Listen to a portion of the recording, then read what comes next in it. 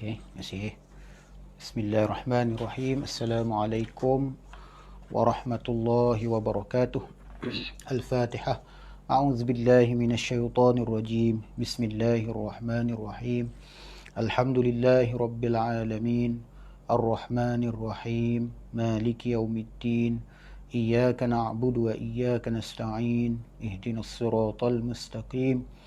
صراط الذين أنعمت عليهم غير المغضوب عليهم ولا الضالين آمين. بسم الله والحمد لله والصلاة والسلام على سيدنا وحبيبنا وشفيعنا رسول الله محمد بن عبد الله وعلى آله وصحبه ومن تبعه ووله. اللهم افتح علينا حكمتك وانشر علينا من خزائن رحمتك يا أرحم الراحمين. اللهم علمنا ما ينفعنا وانفعنا بما علمتنا وزدنا علما. سبحانك لا علم لنا إلا ما علمتنا إنك أنت العليم الحكيم. ولا حول ولا قوة إلا بالله العلي العظيم. لا إله إلا الله محمد رسول الله في كل لمحة ونفس عدد ما وسعه علم الله. Tuan-tuan, puan-puan, muslimin, muslimat, ikhwah, akhwat yang dirahmati lagi dimuliakan oleh Allah Subhanahu wa taala sekalian. Alhamdulillah, thumma alhamdulillah. Kita bersyukur kepada Allah Subhanahu wa taala atas limpah kurnia dan nikmat-Nya pada malam yang berbahagia ini. Kita diberi kesempatan dan peluang oleh Allah Subhanahu wa taala untuk sekali lagi bertemu bagi kita meneruskan perbincangan kita berkaitan dengan akidah Ahlus Sunnati wal Jamaah, berpandukan kepada kitab Akidah Ahlus Sunnah wal Jamaah, penjelasan sifat 50, karangan Syekhuna Kiai Muhammad Idrus Ramli hafizahullah wa nafa'anallahu bihi wa bi'ulumi fid darain insya-Allah. Dan pada malam ini insya-Allah kita akan membincangkan tentang beberapa lagi sifat yang wajib bagi Allah Subhanahu wa taala. Bermula dengan sifat yang kelima, iaitu qiyamuhu binafsih. Qiyamuhu binafsih. Berkata pengarang di sini, Allah juga wajib bersifat qiyamuhu binafsih, iaitu berdiri pada zatnya sendiri. Dalam erti Allah tidak butuh ataupun Allah Ta'ala tidak perlu pada apapun, tidak perlu atau berhajat pada tempat, dan tidak perlu atau berhajat pada orang yang menentukannya. Oleh kerana itu mustahil Allah bersifat qiyamuhu bi ghairi, iaitu berdiri pada selainnya. Dalam makna yang lain, maksud qiyamuhu bi nafsih ni ialah terkaya Allah Subhanahu wa taala daripada yang lain-lain. Sifat maha kaya Allah Subhanahu wa taala. Dan dalilnya ialah Allah Subhanahu wa taala berfirman di dalam surah Fatir ayat 15, Ya ayyuhan nasu antumul fuqara'u ilallah wallahu huwal ghaniyul hamid. Hai manusia, kamulah yang perlu kepada Allah. Kamulah yang sebenar-benarnya berhajat kepada Allah, dan Allah dialah yang maha kaya, iaitu tidak memerlukan sesuatu, lagi maha terpuji. Jadi daripada ayat di atas, apa yang ditegaskan adalah bahawa Allah itu maha kaya dalam erti tidak perlu kepada apa-apa pun. Oleh kerana itu Allah tidak memerlukan tempat dan tidak memerlukan orang yang menentukan atau menciptakannya, atau Allah Ta'ala tidak mengambil manfaat dan faedah daripada setiap perintahnya kepada kita. Allah memerintahkan kita supaya beribadah, akhirnya manfaat ibadah itu balik kepada diri kita sendiri, dan Allah Ta'ala tidak berhajat sedikit pun daripada ketaatan kita. Sebagaimana Allah Ta'ala tidak rugi dengan maksiat yang kita kerjakan. Ketaatan yang kita kerjakan kepada Allah Subhanahu wa taala itu tidak menambahkan kekayaan Allah, dan juga maksiat yang kita kerjakan tidak menyebabkan Allah Subhanahu wa taala rugi. Kerana apa? Kerana segala-galanya adalah milik Allah Subhanahu wa taala, dan kekayaan Allah Subhanahu wa taala itu bersifat sempurna. Apa maksud bersifat sempurna? Makna ia tidak lagi bertambah, tidak berkurang. Sempurna, perfect. Kalau bertambah tu maksudnya masih ada kekurangan. Kalau berkurang maka artinya ada kelemahan pada kekayaan Allah Subhanahu Wa Taala. Kerana itu Allah Taala tidak berhajat kepada apa-apa pun. Berhajat dalam makna berhajat kepada tempat, berhajat kepada arah, berhajat kepada orang yang dapat menolongnya, ataupun kepada orang yang menentukannya, atau kepada orang yang menciptakannya, atau berhajat kepada isteri, atau berhajat kepada anak keturunan untuk mewarisinya. Tidak, Allah tu maha kaya. Jadi apa yang dimaksudkan dengan tidak perlu pada tempat dan orang yang menentukan? Maka para ulama membahagikan makhluk di jagat raya ini pada dua macam. Jadi makhluk dalam jagat raya ini ada dua macam. Yang pertama ialah benda, zat atau ain, dan sifat bagi benda, ataupun disebut sebagai arad. Jadi benda, zat, ataupun juga disebut sebagai ain, dan sifat bagi benda diistilahkan dengan arad. Arad. Jadi setiap benda selain daripada Allah, Allah tu kan benda lah, maksudnya setiap benda, maknanya setiap makhluk tu terdiri daripada zat dan kemudian sifat bagi zat tersebut. Kalau kita berkata, contohnya buku ini berwarna hijau dan panjang, maka buku tu adalah bendanya atau ainnya, sedangkan hijau dan panjang, tebal dan sebagainya itu adalah sifat-sifat bagi ain buku tersebut, ataupun dinamakan arad bagi buku tersebut. Jadi kita tak pernah boleh menggambarkan suatu benda kecuali memiliki banyak sifat benda. Seperti satu benda tu ada warnanya, panjangnya, kedalamannya, bentuk, tempat, waktu dan lainnya. Kedudukannya, arahnya, dan apa-apa sahaja yang boleh kita katakan sebagai sifat bagi benda.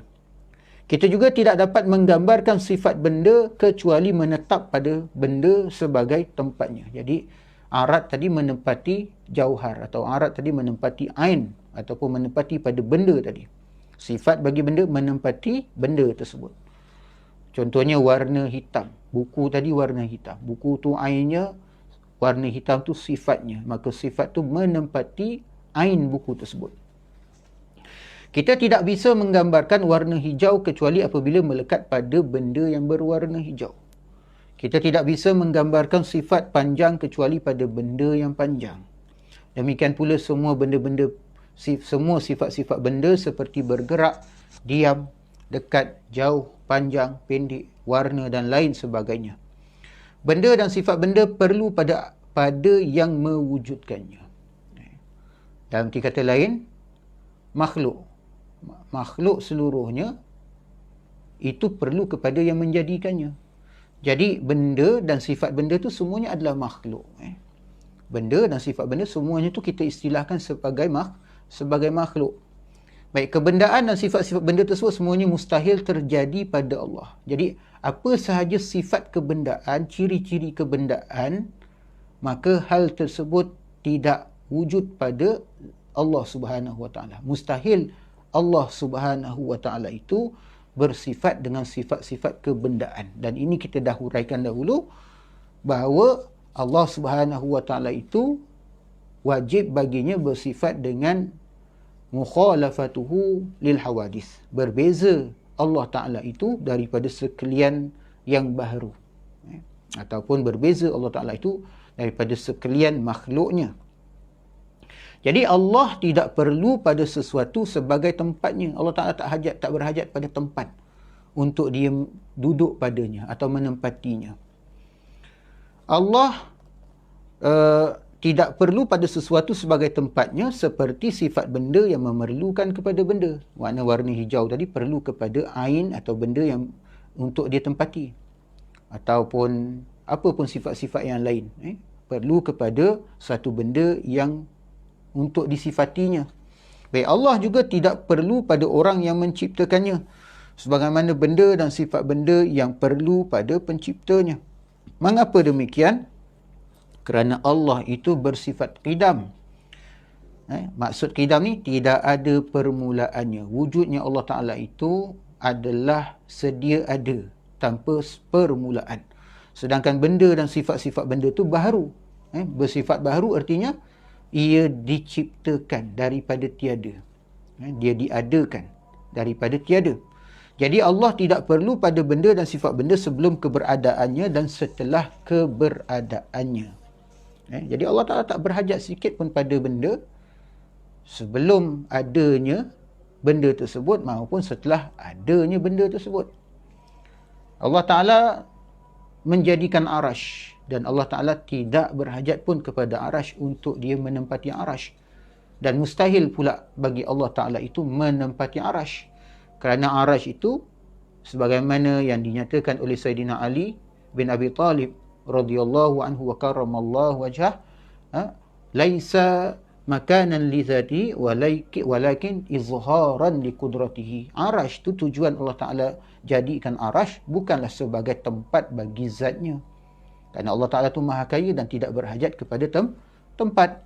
Akan tetapi arash itu dijadikan oleh Allah Subhanahu wa Ta'ala sebagai izharan li qudratihi, sebagai menzahirkan kekuatan Allah Subhanahu wa Ta'ala ataupun menzahirkan kekuasaan Allah Subhanahu wa Ta'ala.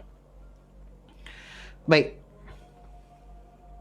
Jadi benda dan sifat benda semuanya bersifat baharu. Allah tidak perlu pada benda dan sifat benda sebelum keberadaannya dan setelah keberadaannya. Sifat benda tidak bisa diberi sifat kudrat, sama', basar dan iradat. Sedangkan Allah pula adalah maha kuasa, maha mendengar, maha melihat, maha berkehendak, maha mengetahui dan maha berfirman.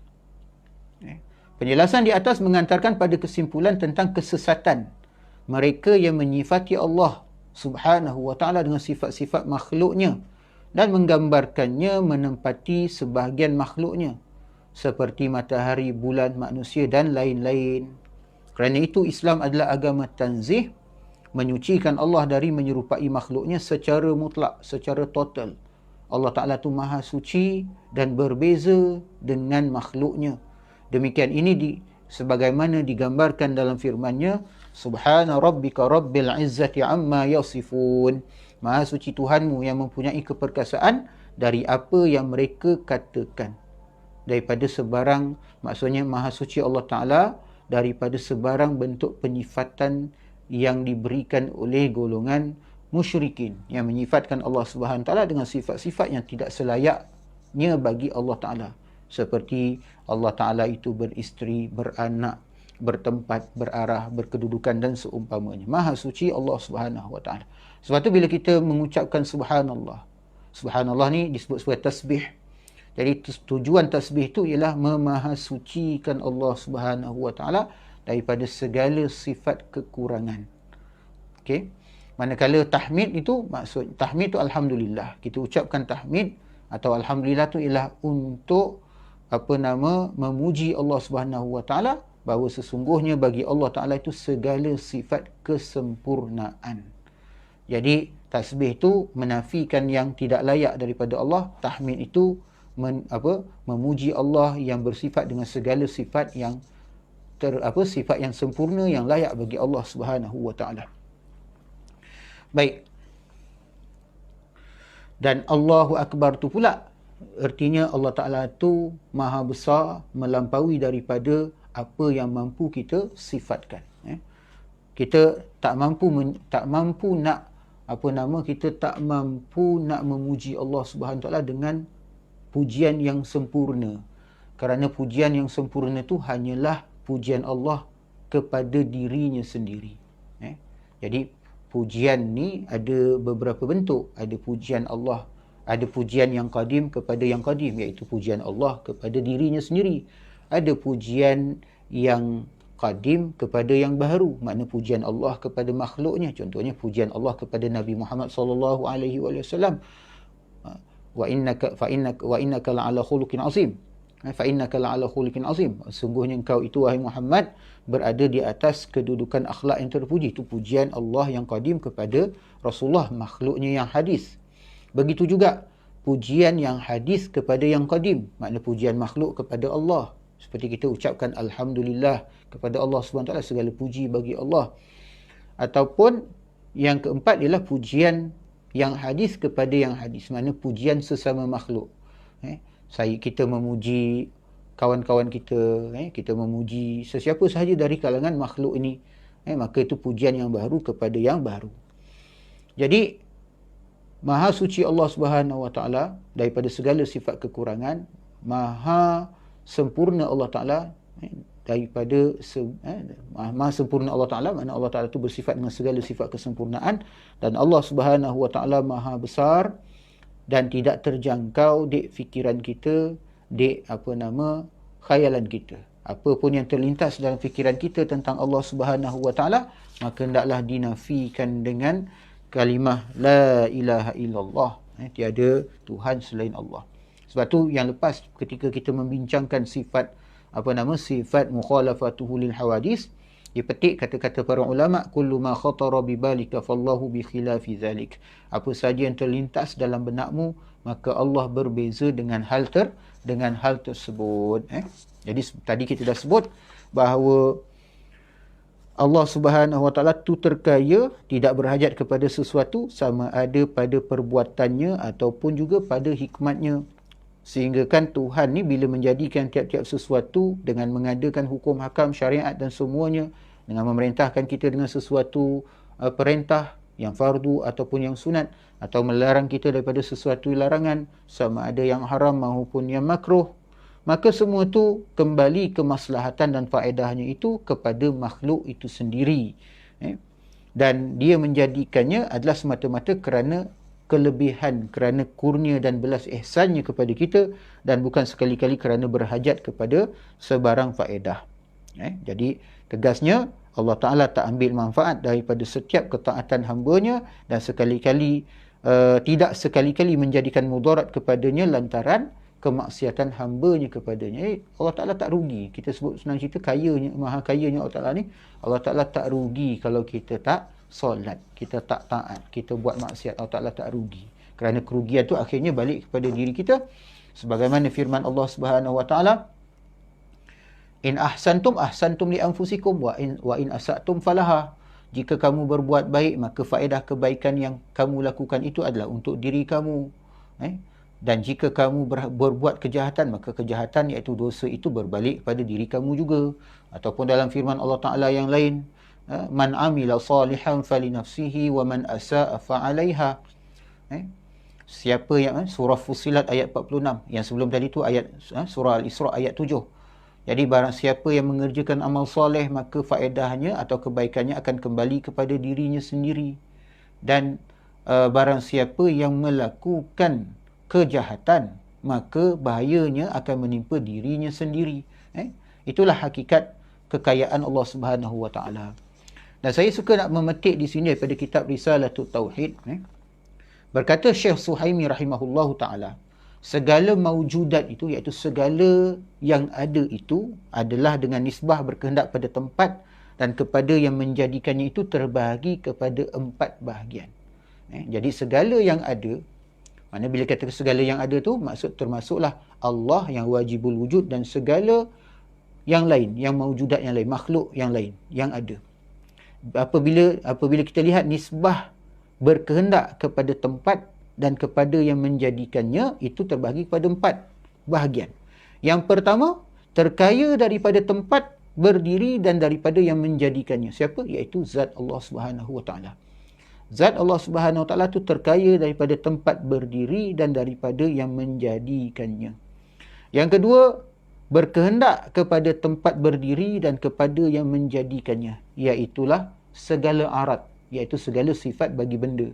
Kerana sifat bagi benda tu berhajat kepada ain benda tadi tu. Baik, kemudian ketiga, terkaya daripada zat tempat berdiri, tetapi berkehendak kepada yang menjadikannya, iaitulah segala jirim. Segala jirim, iaitu benda itu sendiri. Kemudian yang keempat, terkaya daripada yang menjadikannya, sedangkan ia berdiri pada zat. Apa dia? Iaitu sifat Allah. Jadi sifat Allah Subhanahu Wa Taala terkaya daripada yang menjadikannya, tetapi ia berdiri pada zat Allah Subhanahu Wa Taala. Itu sifat-sifat Allah Subhanahu Wa Taala. Jadi itu apa yang disebutkan oleh Syekh As-Suhaimi, yang dipetik di dalam kitab, yang dinukilkan dalam kitab Risalatut Tauhid, karangan Syekh Abdul Ghani Yahya. Baik. Jadi pada dasarnya mana ayat tadi, subhana rabbika rabbil izzati amma yasifun, maha suci Tuhanmu yang mempunyai keperkasaan dari apa yang mereka katakan. Ayat di atas menegaskan bahawa Allah maha suci daripada sifat-sifat yang mereka katakan yang menjadikannya serupa dengan makhluknya, maha suci dari asumsi orang-orang yang berasumsi tentang sifat-sifatnya, maha suci daripada sebarang andaian orang-orang yang berandaian tentang sifat-sifat Allah Subhanahu wa taala. Pada dasarnya antara sifat-sifat di atas iaitu wujud, qidam, baqa', mukhalafatuhu lil hawadith dan qiyamuhu bi nafsih, ada kedekatan pengertian dan masing-masing dapat memberikan pengertian pada yang lainnya. Akan tetapi para ulama menjelaskan semuanya lebih detail kerana persoalan ini sangat penting. Baik. Jadi setiap satu tu menjelaskan yang lain. Dan sifat yang keenam adalah wahdaniyah. Baik, Allah juga wajib memiliki sifat wahdaniyah. Apa makna wahdaniyah? Iaitu esa dan tunggal. Esa dan tunggal. Jadi sifat wahdaniyah ini adalah sifat yang paling penting dalam ilmu tauhid. Kerana apa? Kerana ilmu tauhid ini sendiri pun disebut dengan ilmu tauhid lantaran ia membahaskan tentang wahdaniyatullah, keesaan Allah. Kan kalimat tauhid tu pun daripada kalimah wahada, yuwahhidu tauhidan, mengesakan. Jadi apa yang diesakan? Allah Subhanahu wa taala.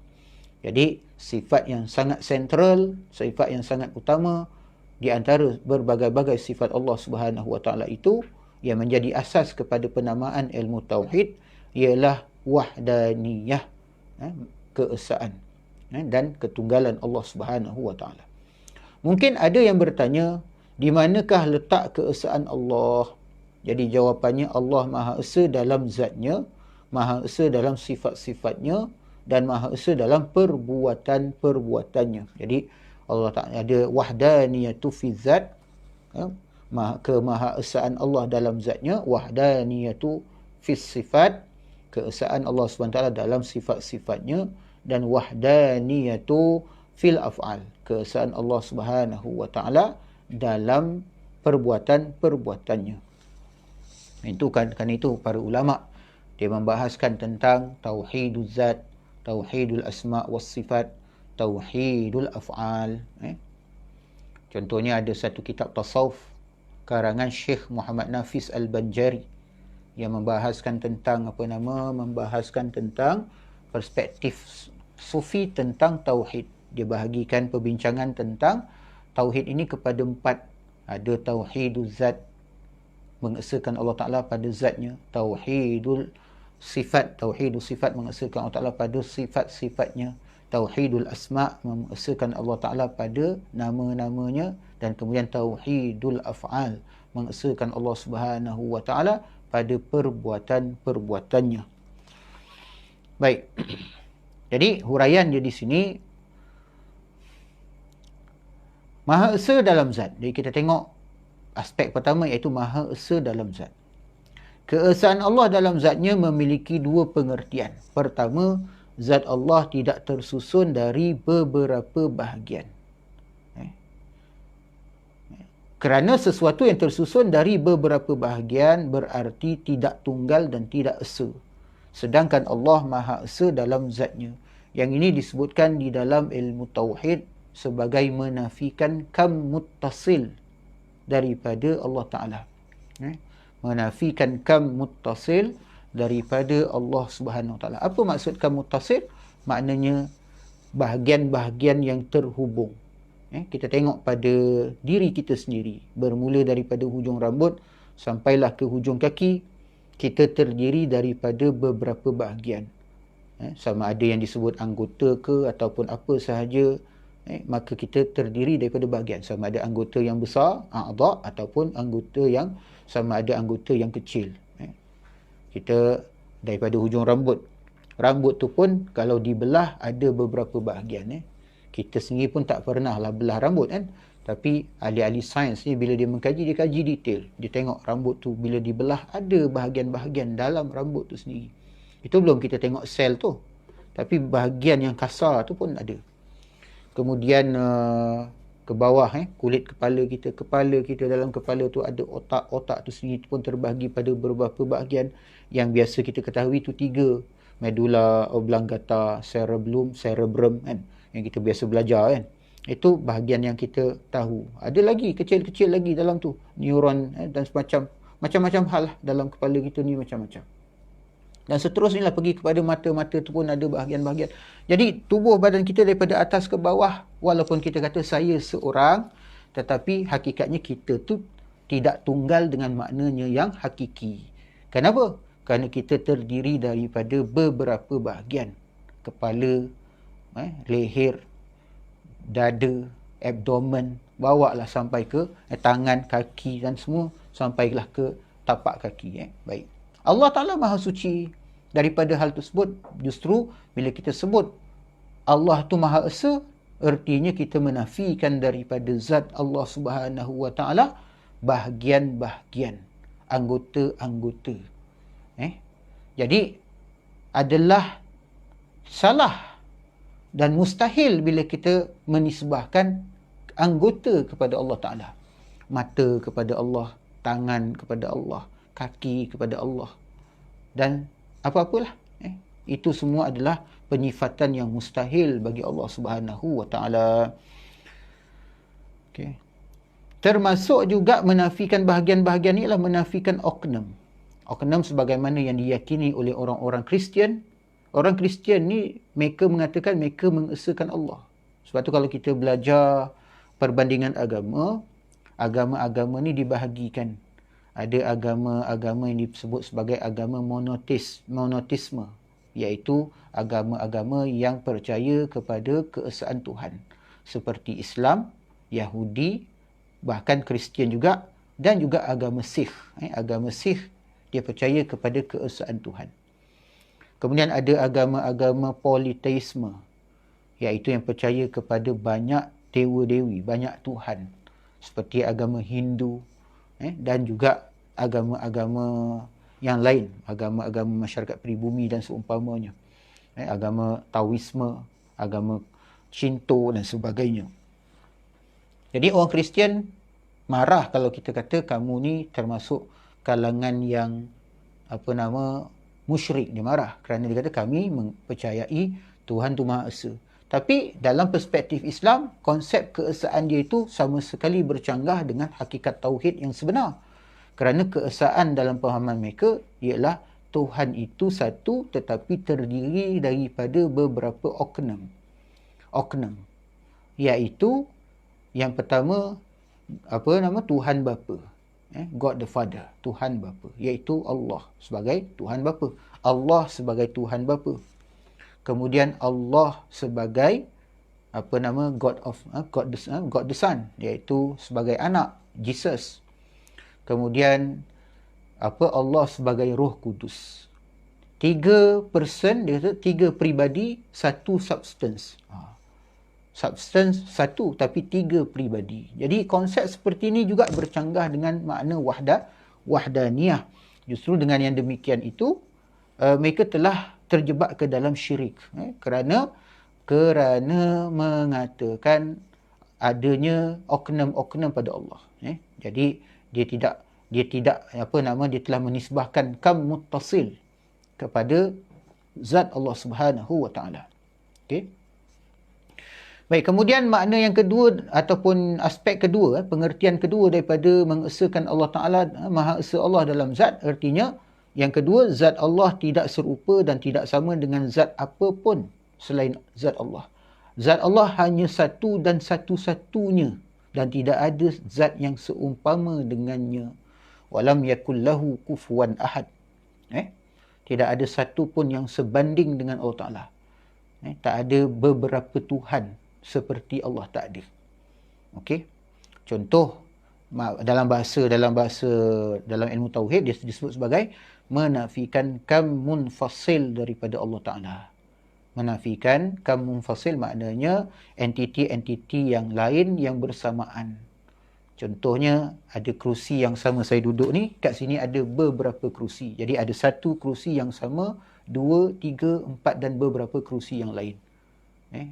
Jadi begitulah juga mustahil Allah Ta'ala tu ada zat-zat yang seumpamanya. Zat Allah, mana zat Allah yang kedua, zat Allah yang ketiga, zat Allah yang keempat dan sebagainya. Mustahil. Dan itu jelas sekali syirik. Dan jelas sekali syirik.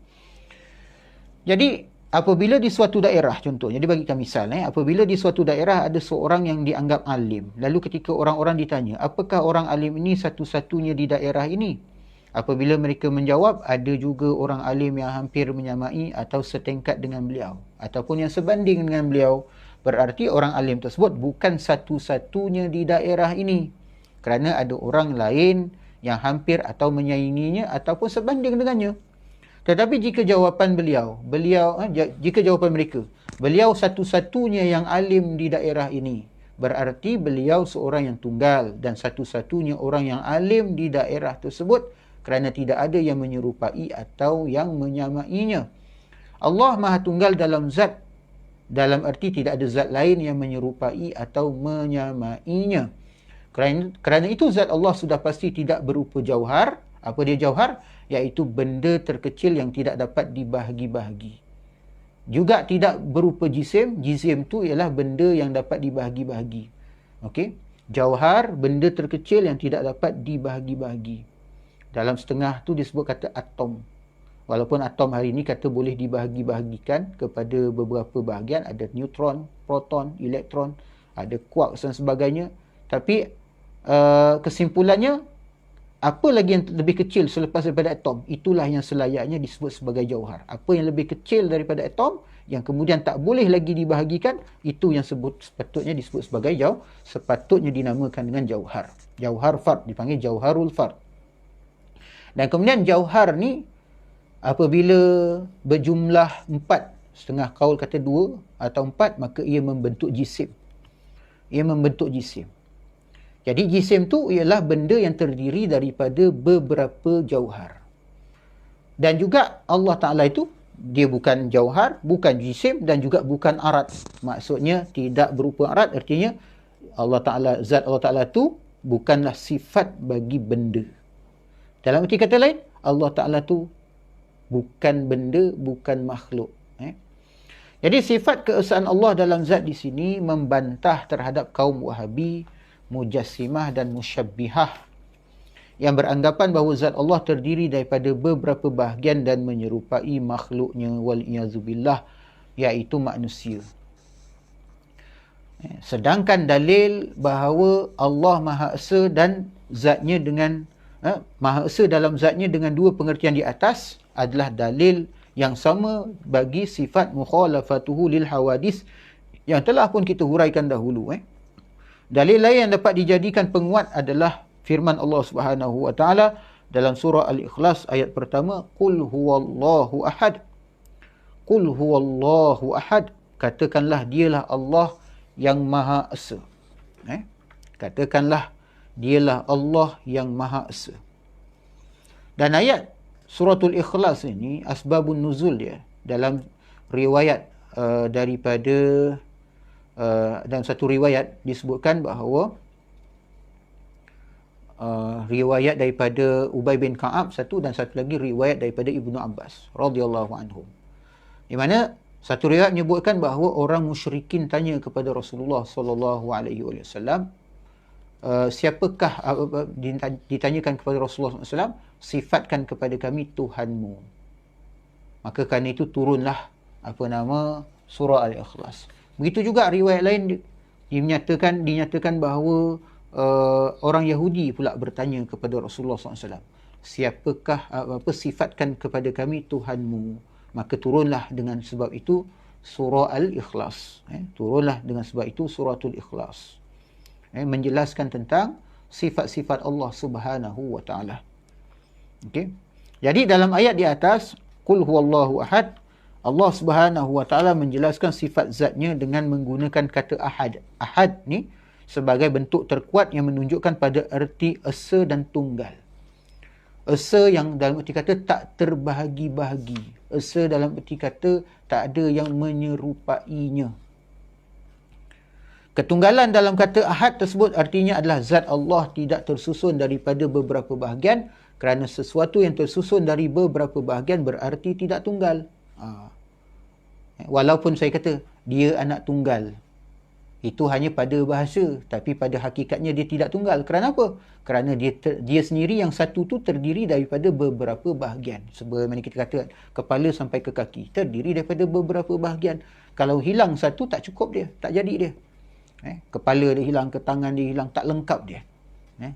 Jadi tunggal dengan makna ahad ni maksudnya iaitu tidak tersusun daripada beberapa bahagian. Kalau sesuatu itu tersusun dari beberapa bahagian, bererti dia tidak tunggal dengan makna yang hakiki. Ini yang disebutkan oleh Al-Imam Fakhruddin Ar-Razi dalam kitabnya Ta'sisut Taqdis. Ayat di atas juga menjadi dalil bagi keterangan berikutnya. Sebab tu kalau kita lihat ada disebutkan dahulu kita pernah nyatakan bahawa siapa yang menyerupakan Allah Subhanahu wa taala, maka sesungguhnya dia telah mensyirikkan Allah Subhanahu wa taala. Man tashabbaha faqad asyraka, barang siapa yang menyerupakan Allah Subhanahu wa taala, maka hakikatnya dia telah mensyirikkan Allah Subhanahu wa taala. Ataupun dalam satu riwayat lain disebut tarkul idraki idrak. Boleh tengok dalam halaman 100 ketika membincangkan sifat mukhalafatul lil hawadith, kata para ulama, tarkul idraki idrak wal bahthu an zatillahi isyrak. Tidak mengetahui zat Allah yang sebenarnya adalah pengetahuan, sedangkan meneliti zat Allah yang sebenarnya adalah kesyirikan. Maksud meneliti ni apabila kita pergi ke tahap menyerupakan Allah Ta'ala dengan makhluk yang indrawi. Sebab tu dalam riwayat yang dipetik daripada Al-Imam Ja'far As-Sadiq radhiyallahu anhu disebutkan man tashabbaha faqad asyrak. Man syabbaha Allah faqad asyrak, atau kama qala, siapa yang menyerupakan Allah dengan sesuatu dari kalangan makhluknya, maka sesungguhnya dia telah mensyirikkan Allah Subhanahu wa taala. Jadi mengesakan Allah Taala ni dia tidak cukup dengan hanya kata Allah tu satu, Allah Taala tu esa. Tetapi dengan beraninya menyerupakan Allah Taala dengan makhluk, itu sama sekali tidak dapat dikatakan mengesakan Allah Ta'ala dengan sebenar-benarnya. Kerana mengesakan Allah Ta'ala itu mestilah beserta takdis. Tauhid mestilah beserta dengan takdis atau tanzih. Iaitu mengesakan Allah Ta'ala beserta memahasucikan Allah daripada sebarang bentuk persamaan dengan makhluk. Baik, kemudian yang selanjutnya ialah Maha Esa dalam sifat. Maha Esa Allah dalam sifat. Jadi keesaan Allah dalam sifat-sifatnya itu memiliki dua pengertian. Pertama, sifat-sifat Allah tidak berbilangan dan tidak lebih dari satu dalam satu jenis yang sama. Seperti sifat kudrat, hanya satu sahaja sifat kudrat pada Allah Ta'ala. Tidak ada beberapa sifat kudrat. Ataupun sifat kudrat tu tidak terbahagi kepada beberapa bahagian. Okay? Begitu juga dengan sifat iradat, ilmu, sama', basar, kalam, hayat. Maka seluruh sifat tersebut hanya satu-satunya pada zat Allah Subhanahu wa taala dan tidak terbahagi kepada beberapa bahagian ataupun tidak terdiri daripada beberapa sifat yang seumpamanya. Contohnya pada zat Allah Taala ada dua sifat kudrat, dua sifat iradat, dua sifat hayat, dua sifat ilmu, sama', basar, kalam. Itu maksudnya menafikan kam muttasil daripada sifat-sifat Allah Subhanahu wa taala. Okey. Yang kedua, sifat Allah tidak menyerupai dan tidak sama dengan sifat apapun dan sesiapa pun. Dan dalam makna yang lain juga, tidak ada sesiapa pun dari kalangan makhluknya yang menyerupai sifat mereka dengan sifat Allah Subhanahu wa taala. Memang ada beberapa kesamaan sifat dalam sebutan sahaja. Misalnya Allah memiliki sifat ilmu, orang alim juga memiliki sifat ilmu. Tapi di manakah keserupaan tersebut? Keserupaan tersebut hanya pada sebutan. Okey? Kesamaan tersebut hanya terjadi dalam sebutan tetapi berbeza pada hakikatnya. Dalam hakikatnya itu berbeza. Ilmu Allah adalah sifat yang wajib bagi Allah. Ilmu Allah tu hakiki bagi Allah Ta'ala. Sedangkan ilmu manusia adalah sesuatu yang bersifat baru yang datang. Jadi ilmu manusia tu adalah pemberian Allah, milik Allah. Sebab tu para malaikat Disebut apa? Subhanaka la ilma lana. Itu hakikatnya. Subhanaka, maha suci engkau, la ilma lana. Itu asalnya. Tidak ada ilmu bagi kami. Jadi asal kita tu, dalam Quran Allah Ta'ala kata apa? Wallazi akhrajakum min butuni ummahatikum la ta'lamuna syai'a. Dialah yang mengeluarkan kamu daripada perut-perut ibu kamu dalam keadaan tidak tahu apa pun, tak tahu satu benda pun. La ta'lamuna syai'a. Itu asal kita. La ta'lamuna syai'a. Kita ni tak tahu apa-apa. Tak tahu apa-apa. Malaikat mengajar kita hakikat tu. La ilma lana. Tidak ada ilmu pun pada kami. Kemudian dia sebut illa ma 'allamtana innaka antal alimul hakim, melainkan apa yang telah engkau ajarkan kepada kami, kerana sesungguhnya yang maha mengetahui, yang maha bijaksana itu hanya engkau. Innaka antal alimul hakim. Hanya sesungguhnya engkaulah yang maha mengetahui lagi maha bijaksana. Itu harus kita hayati sebagai akhlak diri kita lah. Bila kita belajar, kita kena ingat Allah yang bagi ilmu kepada kita melalui sebab. Saya ni sebab, buku tu sebab. Kita dengar apa-apa pun tu sebab. Sebab tu dalam Al-Quran Allah Ta'ala ajar. Dalam surah Al-Alaq awal-awal lagi Allah Ta'ala dah ajar kepada Rasulullah SAW dan kepada kita semua. Disebutkan dalam Al-Quran, Allama bil qalam, Allama al-insana ma lam ya'lam. Allama bil qalam. Dialah Allah yang mengajarkan manusia dengan Al-Qalam. Al-Qalam tu terjemahannya pena. Ia mewakili segala sebab untuk dapatkan ilmu. Tapi siapakah sebenarnya yang memberi ilmu? Allah. Allamal insana ma lam ya'lam.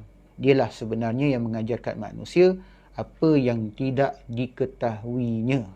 Dialah mengajarkan manusia apa yang tidak diketahuinya.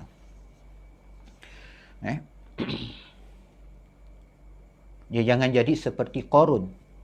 Qarun ni dia dapat harta, dia lupakan bahawa harta tu milik Allah, Allah yang bagi pada dia. Lalu dia kata, inama utitu ala ilmin indi, kan? Apa yang aku dapat ni semua adalah daripada kepandaian aku. Apa yang aku peroleh ini dalam Quran Allah Ta'ala sebut. Sebut. Saya semak sikit ayat dia.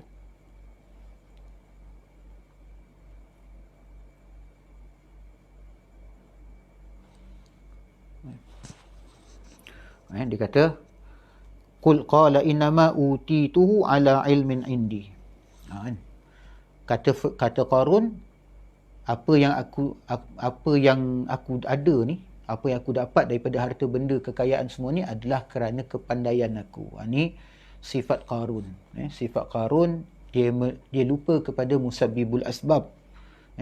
Adapun kita sifat muwahhidun, orang-orang yang mentauhidkan Allah Ta'ala, sentiasa memandang kepada musabbibul asbab tanpa mengabaikan sebab musabab. Baik. Jadi sifat Allah Ta'ala sama sekali tidak menyerupai dan tidak sama dengan sifat apapun dan sesiapa pun. Begitulah selain daripada sifat ilmu, sifat-sifat yang lain juga. Baik, Maha Esa dalam perbuatan. Keesaan Allah dalam perbuatannya memiliki dua pengertian. Pertama, perbuatan Allah tidak serupa dan tidak sama dengan perbuatan sesiapa pun. Allah, apabila Allah Subhanahu wa ta'ala menghendaki sesuatu, maka sesuatu itu akan terjadi. Berbeza dengan manusia apabila melakukan sesuatu, memerlukan banyak sarana dan alat bantu. Allah Subhanahu wa ta'ala berfirman, Innama amruhu idza arada syai'an ay yaqula lahu kun fayakun. Surah Yasin ayat 82. Sesungguhnya keadaannya apabila dia menghendaki sesuatu, apabila Allah menghendaki sesuatu, hanyalah berkata kepadanya, jadilah, kun, maka terjadilah ia, fayakun. Jadi ada orang ni, dia kononnya nak buat magic, dia pun pakai ayat ni, kun fayakun. Kun fayakun ni hanya Allah Ta'ala sahaja. Hanya Allah Subhanahu wa ta'ala sahaja. Ayat di atas menunjukkan bahawa perbuatan Allah tidak serupa dan tidak sama dengan perbuatan makhluknya. Kedua, semua perbuatan manusia disengaja dan tidak disengaja, besar dan kecil, adalah ciptaan dan ketentuan Allah. Hal ini berbeza dengan pendapat golongan Mu'tazilah, Syiah, Hizbut Tahrir, yang berpendapat bahawa perbuatan manusia yang disengaja adalah ciptaan dan ketentuan manusia itu sendiri. Hizbut Tahrir. Kiai Muhammad Idrus Ramli ada buat satu buku, ada karang satu buku membantah Hizbut Tahrir. Saya tak ingat apa judulnya, tapi buku tu saya ada, membantah Hizbut Tahrir, karangan Kiai Idrus Ramli. Hizbut Tahrir ni cita-citanya ke arah menubuhkan khilafah Islam. Ke arah menubuhkan khilafah Islam. Nampak macam baguslah, tetapi dalamnya tersirat perkara-perkara batil lah. Pengasas dia tu orang alim, Syekh Taqiyuddin An-Nabhani. Dia orang alim. Syekh Taqiyuddin An-Nabhani, dia orang alim. Cuma biasalah manusia ni ada kekeliruan, dia tergelincir akibat kekeliruannya itu. Menariknya pula, Syekh Taqiyuddin An-Nabhani ni cucu kepada seorang ulama ahli sunnah wal jamaah yang terkenal di bumi Syam, iaitu Syekh Yusuf An-Nabhani. Syekh Yusuf An-Nabhani, pengarang kitab Syawahidul Haq, Syawahidul Haq, dan juga beberapa kitab yang lain. Ada kitab selawat karangan Syekh Taqiyuddin Syekh Yusuf An-Nabhani. Syekh Yusuf An-Nabhani ni dia sezaman dengan Muhammad Abduh. Sezaman dengan Muhammad Abduh. Tapi lah, anak cucunya itu Syekh Taqiyuddin Nabhani telah menubuhkan Hizbut Tahrir dengan cita-cita untuk mengembalikan khilafah Islam. Cuma dalam beberapa pandangan dia tu, dia telah mengambil pandangan Qadariyah. Apa di pandangan Qadariyah itu? Iaitu berpendapat bahawa perbuatan manusia yang disengaja adalah ciptaan dan ketentuan manusia itu sendiri. Dengan demikian mereka melanggar konsep keesaan Allah dalam perbuatannya ataupun wahdaniyatu fil af'al. Sedangkan dalil bahawa semua perbuatan manusia merupakan ciptaan dan ketentuan Allah adalah banyak sekali. Banyak sekali dalil-dalil kita akan tengok. Jadi golongan Qadariyah itu lebih awal daripada Mu'tazilah. Qadariyah ni nisbah kepada qadar. Okey. Setengah kitab disebut Qadariyah ni merujuk kepada golongan Jabariyah. Setengah kitab Qadariyah tu merujuk kepada golongan Jabariyah. Tapi yang umum digunakan kemudian adalah Qadariyah tu merujuk kepada golongan yang menafikan takdir. Golongan yang menafikan takdir tu boleh rujuk dalam kitab Tarikhul Mazahib Al-Islamiyah karangan Syekh Muhammad Abu Zahra, seorang ulama Al-Azhar yang masyhur. Dan Qadariyatul Qudama, golongan Qadariyah yang dahulu, mereka memang kata manusia cipta perbuatannya sendiri, takdir ditentukan oleh manusia dan bukan ketentuan Allah Subhanahu wa taala, bukan ketentuan Allah taala. Dan lantaran itu mereka menjadi kufur lah kerana menafikan takdir. Mereka kata al-amru unufun, perkara itu baru terjadi sekarang ini saat kita buat. Artinya apa? Allah Ta'ala tidak, perbuatan itu kita cipta dan Allah Ta'ala tidak tahu dengan ilmu yang azali tentang perbuatan itu. Perbuatan itu baru sekarang kita ciptakan. Baru sekarang kita ciptakan. Maknanya bukan dengan iradat dan kudrat Allah Ta'ala yang azaliyah. Begitu juga mereka mengatakan, golongan Qadariyah ni mengatakan Al-Qadarul An, takdir tu sekarang ni yang kita buat ni, yang kita tengah buat sekarang ni lah takdir. Maknanya kita lah yang menulis takdir kita sendiri. Artinya menafikan ilmu Allah Ta'ala yang azali, kudrat dan iradat Allah Subhanahu wa Ta'ala yang azali. Jadi menafikan qada dan qadar tu membawa kepada kufur. Antara pemimpin-pemimpin golongan Qadariyah ni seperti Ma'bad Al-Juhani, Ghilan Ad-Dimashqi dan yang lain-lain. Kemudian datang pula golongan Mu'tazilah.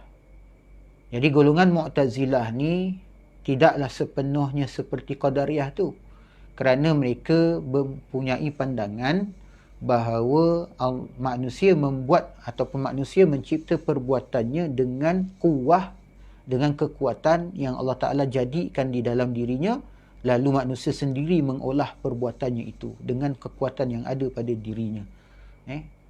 Jadi kat situ tak ada, maknanya hanya yang Allah Ta'ala dengan manusia hanya letakkan kekuatan itu saja, dan kemudian manusia buat dengan bebasnya dengan mengolah kekuatan yang ada pada dirinya. Dan kerana itu Mu'tazilah tidak dikafirkan, tetapi dia dianggap fasik dengan perkataannya tersebut. Boleh rujuk dalam syarah-syarah Matan Sanusiah yang ada disebutkan di sana. Baik. Jadi dengan mengatakan seperti mana pandangan golongan Qadariyah, Mu'tazilah, Syiah, kerana Syiah dari sudut akidahnya banyak kesamaannya dengan Mu'tazilah ataupun Hizbut Tahrir tadi, maka itu telah melanggar konsep keesaan Allah dalam perbuatan atau wahdaniyatul af'al, sedangkan dalil bahawa semua perbuatan manusia merupakan ciptaan dan ketentuan Allah adalah banyak sekali, antara lain firman Allah Subhanahu Wa Taala berikut ini dalam surah Al-Qamar ayat 49, inna kulla syai'in khalaqnahu biqadar. Surah Al-Qamar ayat 49 yang berarti sesungguhnya kami menciptakan segala sesuatu menurut ukuran. Dalam ayat di atas Allah Subhanahu Wa Taala mengabarkan bahawa semua yang diciptakannya sesuai dengan apa yang telah ditentukannya sebelum menciptakannya. Makna tak bersalahan sedikit pun. Apa yang ada dalam ilmu Allah Taala dengan apa yang zahir, yang zahir dalam kenyataan itu sama, persis. Tidak berlawanan, tidak berbeza, tidak bersalahan dengan apa yang ada dalam ilmu Allah Subhanahu Wa Taala. Mana kalau A lah dalam A, kalau A dalam ilmu Allah, maka A lah yang ada dalam kenyataan. Tidak boleh A dalam ilmu Allah lalu B dalam kenyataan. Tak. Tidak akan terjadi lain daripada apa yang Allah Taala ketahui. Penciptaan berjalan sesuai dengan apa yang telah dia tentukan. Ketentuan juga berjalan sesuai dengan apa yang telah dia ketahui. Tak ada siapa yang dapat menyalahi kehendak Allah. Tetapi kehendak Allah boleh menyalahi kehendak kita. Masya Allah kana wa ma lam yasha' lam yakun. Apa yang Allah Ta'ala kehendaki pasti terjadi. Apa yang tidak dikehendakinya maka tidak akan terjadi. Walaupun bersungguh-sungguh kita menghendakinya, kan. Walau bersungguh-sungguh kita menghendakinya. Sawabiqul himam la takhriqu aswarul aqdar. Amakal. Kata Imam Ibn Athaillah, walau macam mana bersungguh-sungguh pun tidak akan dapat mendahului benteng-benteng, tidak akan dapat meruntuhkan benteng-benteng takdir Allah Subhanahu Wa Taala.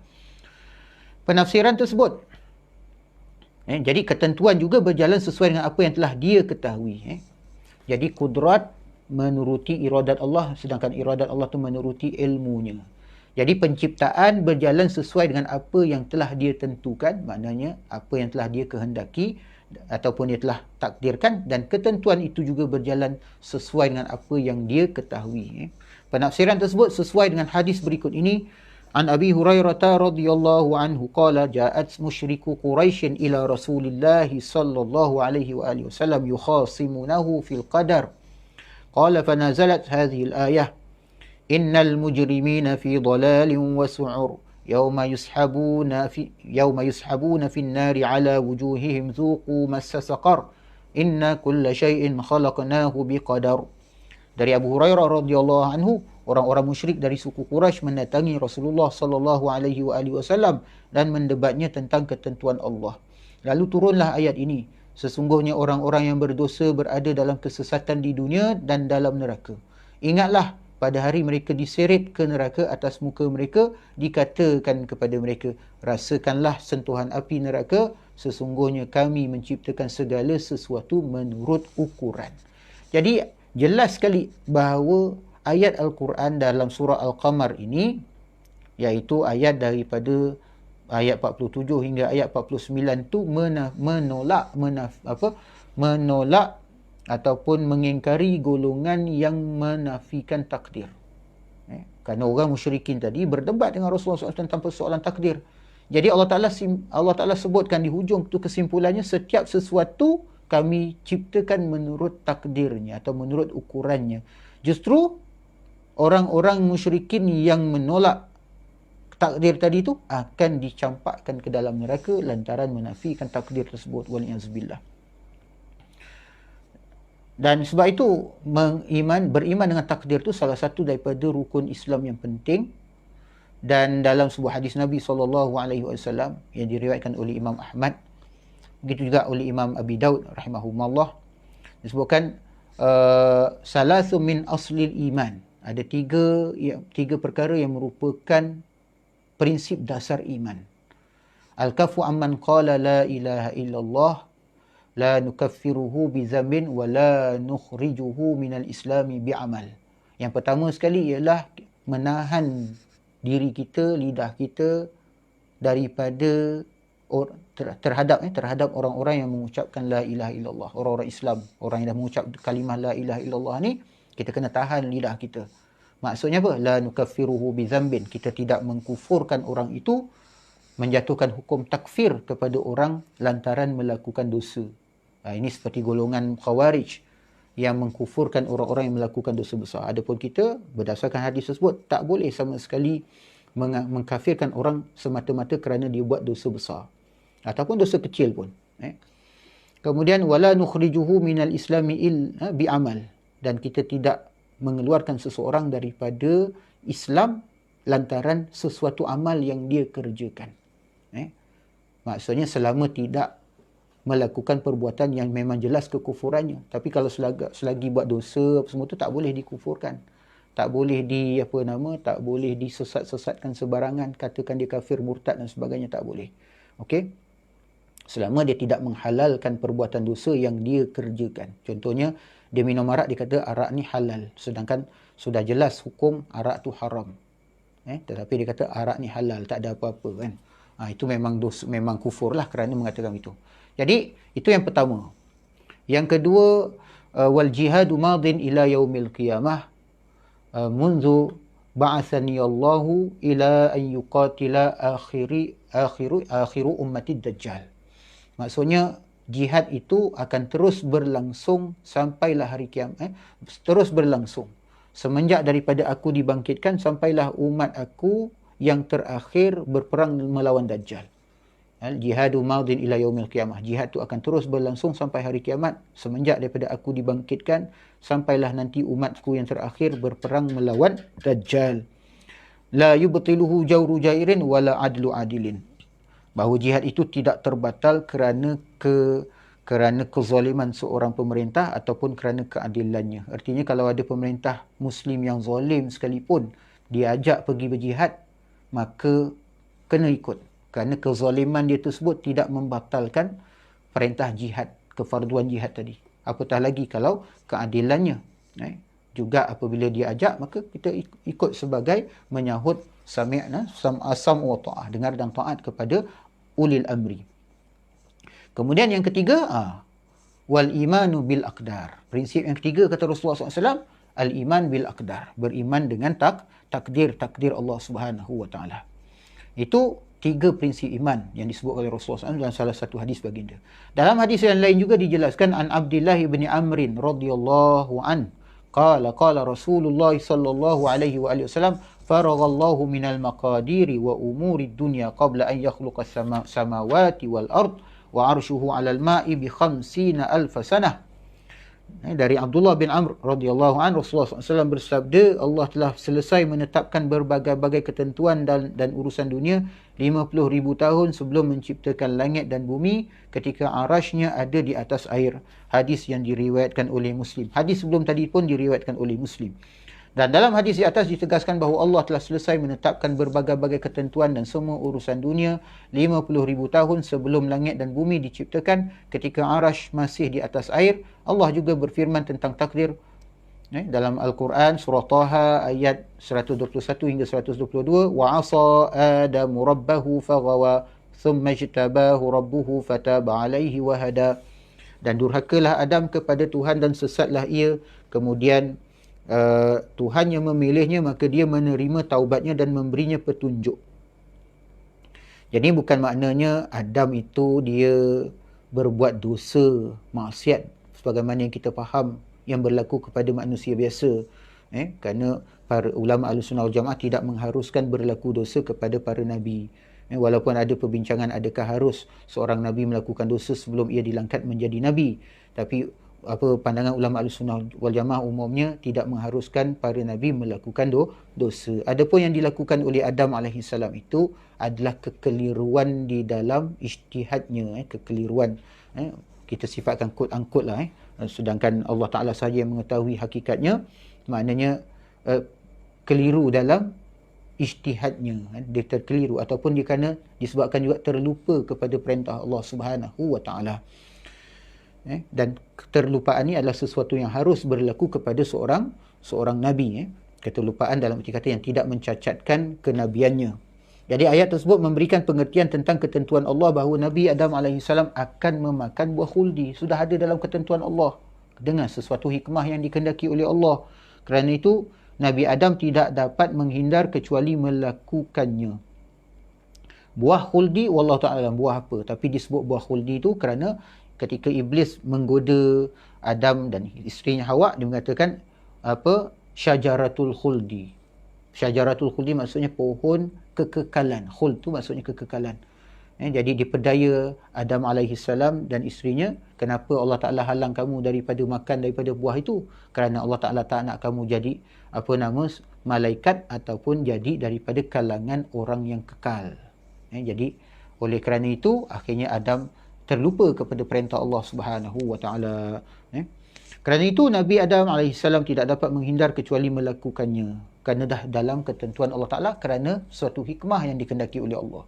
Demikian ini sesuai dengan apa yang Allah ketahui pada azal, iaitu pengetahuan yang tanpa permulaan. Pengertian demikian ini sesuai dengan hadis sahih berikut ini, iaitu an Abi Hurairah radhiyallahu anhu anin Nabi sallallahu alaihi wasallam qala ihtajja Adamu wa Musa faqala Musa ya Adam anta abuna khayyabtana wa akhrajtana minal jannah faqala lahu Adam anta Musa alladhi istafaka Allah bikalamihi wa khatta laka at-taurata biyadihi atalumuni ala amrin qaddarahu Allah alayya qabla an yakhluqani bi 40 sanah fahaja Adamu Musa.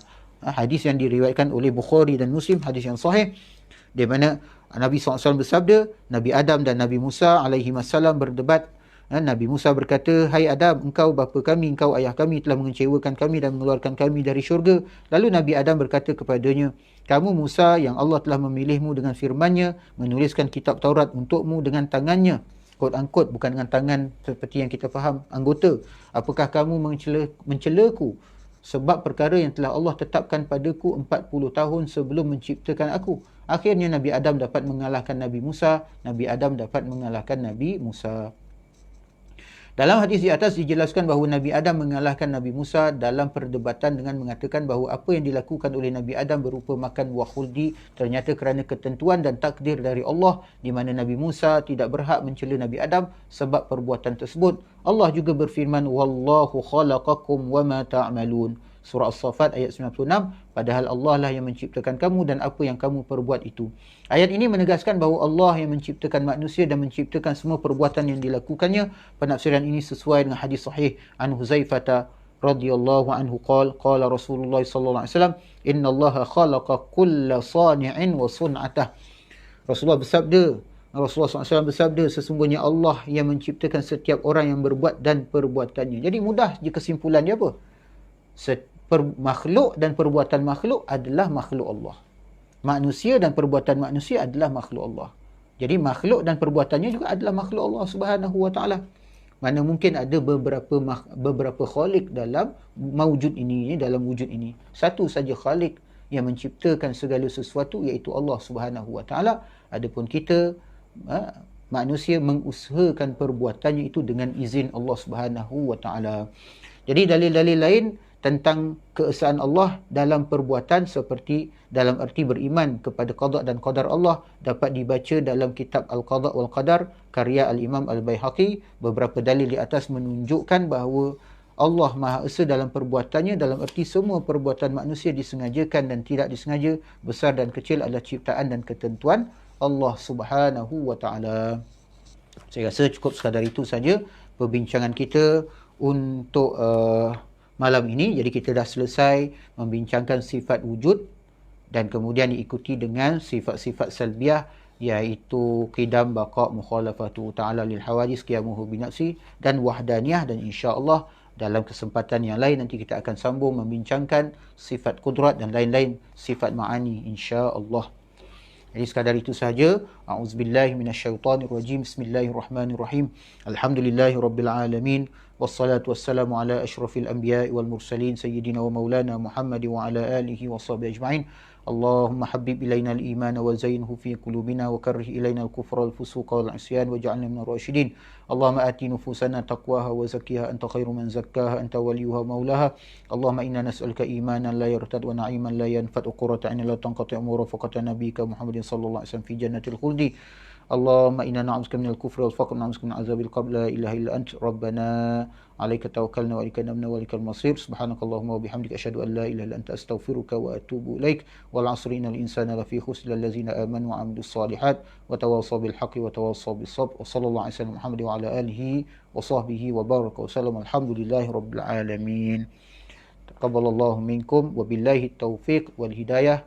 Wassalamu alaikum warahmatullahi wabarakatuh.